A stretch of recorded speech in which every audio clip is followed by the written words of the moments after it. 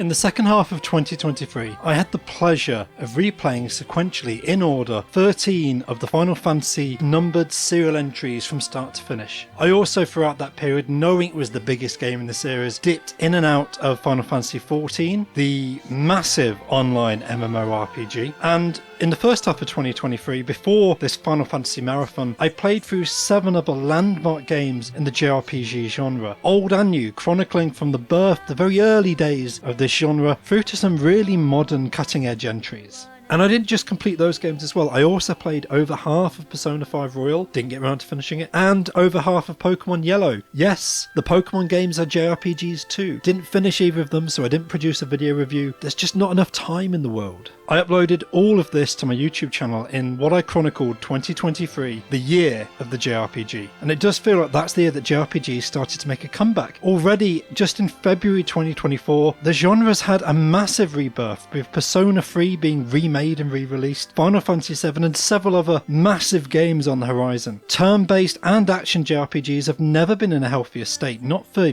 years. After all of that effort of putting in so much time to them yesterday, I knew I had to have a little bit of time off before I dive back in. So the channel has been silent for a month and a half. I'm just about to relaunch, not the beginning, but a good way into 2024 with a good amount of content. And I wanted to pause. I should have done this in January, back when I was fresh off the end of my 13 game marathon. But at the end of that, I was exhausted. My body was completely drained. There were loads of other things. Winter flu wiped me out for all of January. I'm recovered now. I'm back. And I'd just like to say what I learnt from playing all of those landmark entries. For anyone out there who's not convinced by turn-based or anything, it doesn't have to be turn-based. So as we learned, JRPGs don't have to be. I personally prefer them largely when they are, but a good action JRPG can do wonders. But the genre is very hit or miss. I know a lot of people whose otherwise all of their gaming decisions I completely love and respect, but this genre just doesn't appeal to them. They don't get it. And that's fine. Not every game needs to be made for everyone. In fact, that's really important, that not every game is made for everyone. That concept that you should enjoy everything is what leads to the homogenization of gaming. It's what leads to every game feeling the same, a lack of distinctiveness, a lack of passion. When everything plays like everything else,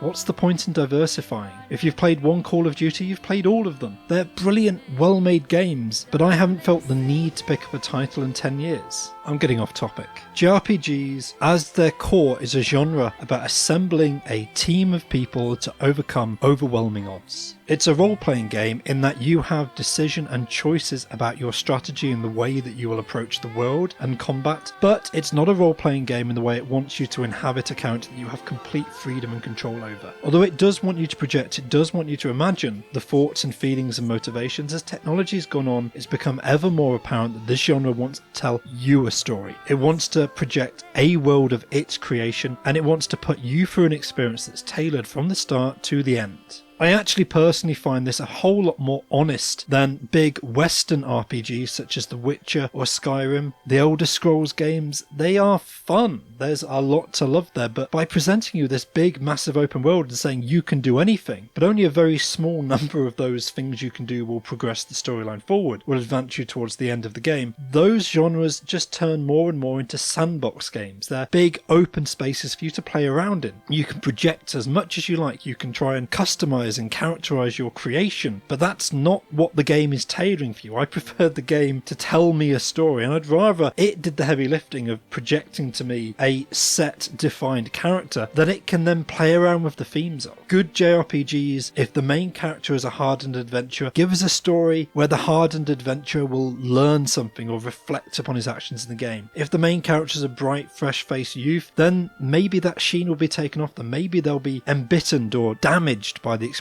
of playing through the game. And in quite often, many of these, although not the original Dragon Quest, there'll be an about turn at the end of the game where it turns out the overall ultimate villain behind the scenes that you've been working towards overcoming isn't who you thought it was. There's a stereotype in the genre that you will always end up killing God at the end of every game, and that's not completely true, but it's not a lie either. What makes a good JRPG is two things that have to be working in sympathy together. You need a good mechanical gameplay loop. You need a combat system where you'll be engaging in battles and you'll be pulled in. You're not just hitting attack after attack after attack. If the combat system falls into that routine, sort of auto battle will do, it's not fun. And yes, the original turn-based Final Fantasy games I played, they risk falling into that loop, but they're shorter games. This style of gameplay can be fun for a short period of time, but you need to constantly introduce new mechanics, new job upgrade systems, new abilities, new techniques, new battle systems. These change the gameplay loop. They give more freedom, more choice, more functionality to the characters. This feeling of reward, not just in terms of the cosmetics and the appearance of the game, but in the underlying fundamental difference in the progression of the way you approach the game. Now, Western games, they really approach this by just leveling you up. You get an incremental increase to all of your statistics, and that's the reward. The more advanced games introduce the dreaded skill tree, where you have different optional abilities that could vary the gameplay up. However, because the game always needs to be aware that you should be able to complete it having gone down a completely different skill tree path, it can't build fundamental design decisions about the way the game's going to play around these choices. It can't require you to have unlocked certain abilities to gate your progression. I think that's ultimately where I think the skill tree falls down. It's much better to have choices and inventory that will gate or unlock things depending on what you have equipped. JRPGs and all RPGs over action games, inventory matters, what you have equipped. It's more than just perks and buffs. It should be a fundamental different choice and decision making profile on how you're going to engage with the game going forwards at any point in time. JRPGs do this. All of the original leveling systems in Dragon Quest, that was the reward.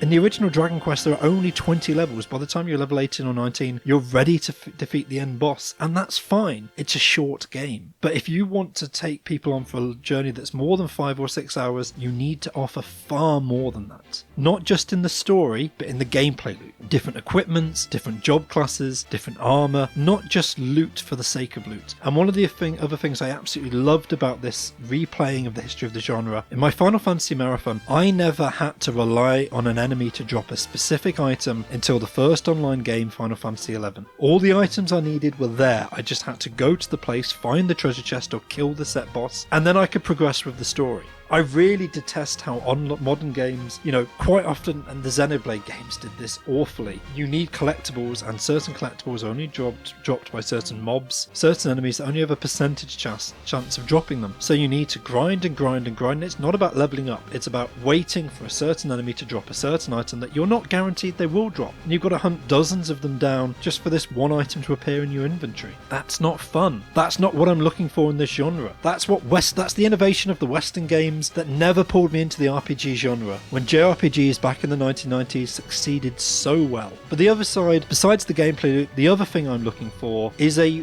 reason to be doing this. It's no good just dropping you in a big open world and saying, find your way. JRPGs are great because they give you a motive, they give you a quest, they give you a through line. You're not just fighting and grinding for the sake of fighting and grinding. You have set objectives, you have enemies to overcome, you have justice to wreak out. And if the game's not delivering those two things in sympathy, a fun and engaging combat loop, and a reason for you to push forwards, it's not doing its job. These are not world-shaking, earth-changing discoveries. I'm not claiming that this is something groundbreaking. But it's honestly the guide to whether or not you should invest your time into a JRPG game. Is it delivering on these two core facets? Fun gameplay loop and strong storyline, even if it's not a strong story, but a thrust, a reason, a cause, a motive to push forward with it. And if any JRPG isn't delivering both of those things to you, turn it off and walk away. You've got far better things to do with your time. What I learned from playing a year of the JRPG is that I bloody love this genre. I had a great time, and I'm not turned off. I'll be playing Persona 3. I will be playing the second part of the Final Fantasy VII Remake. Maybe not right now. I need a bit of a break. I need a change of genre. I'm going to dive into the Tomb Raider reboots because this is another series I absolutely love. But I'll be back, and I'm glad to see the JRPGs are having something of a resurgence in 2024. And for anyone still watching and still listening to me blabber on, thank you very much. Your attention and friends and community we've built as we played through the last year, particularly the Final Fantasy XI video. I'm amazed. Well, maybe I shouldn't be. That's the whole point of these online games. They build communities. And I have finished all of the Realm Reborn content of Final Fantasy XIV. I'm still putting my thoughts together on that, and a video for that will be out soon. Then I've got Final Fantasy XV and Final Fantasy XVI. The year of the JRPG may be over, but the marathon continues.